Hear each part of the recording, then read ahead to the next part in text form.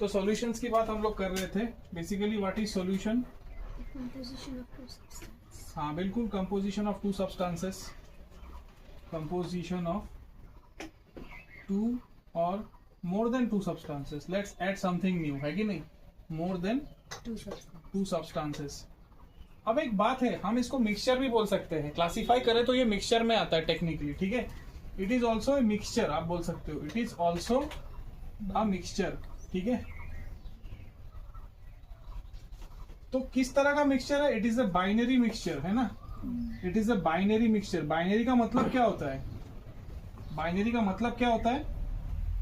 Binary means to, याद रखिएगा, means to, यानी कि solute plus solvent, Equal to solution. ठीक है। सॉल्यूट प्लस सॉल्वेंट, तो एक सॉल्यूट प्लस एक सॉल्वेंट मिलके बाइनरी सॉल्यूशन बनाता है, ठीक है। क्या हो अगर दो सॉल्यूट हो और एक सॉल्वेंट हो तो क्या बनेगा? ठीक है, इसको हम बोलते हैं टर्नरी। टर्नरी मिक्सचर हम इसको बोलेंगे। फिर क्या बोलेंगे? टर्नरी।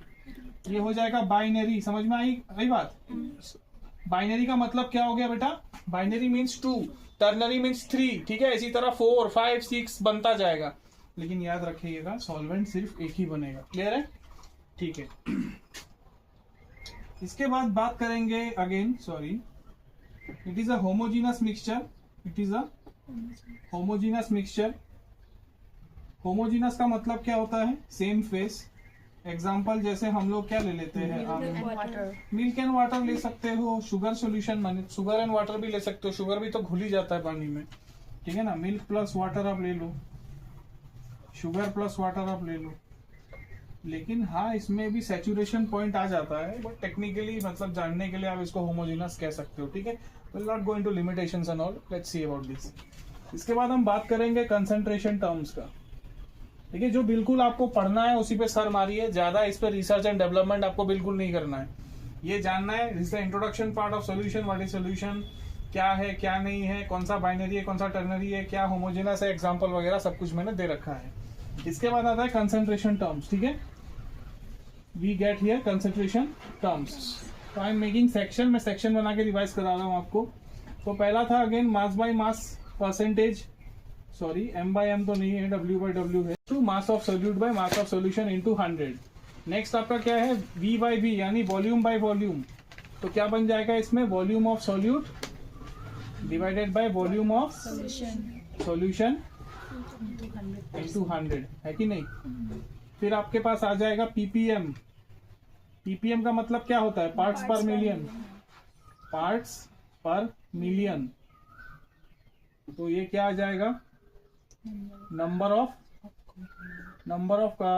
कंपोनेंट इन सोल्यूट, ऐसे ही बोल दो। एग्जैक्टली तो मुझे याद नहीं, एग्जैक्टली किसी को याद नहीं रहता है फॉर्मूला। आपको बस समझना है, जिस पार्ट का आपको पीपीएम निकालना है उस पार्ट का नंबर, ठीक है। Number of component of solute मैं बोल देता हूं, कोई दिक्कत, divided by total number of components in the solution, ठीक है। एग्जैक्टली किसी को याद नहीं रहता है ये।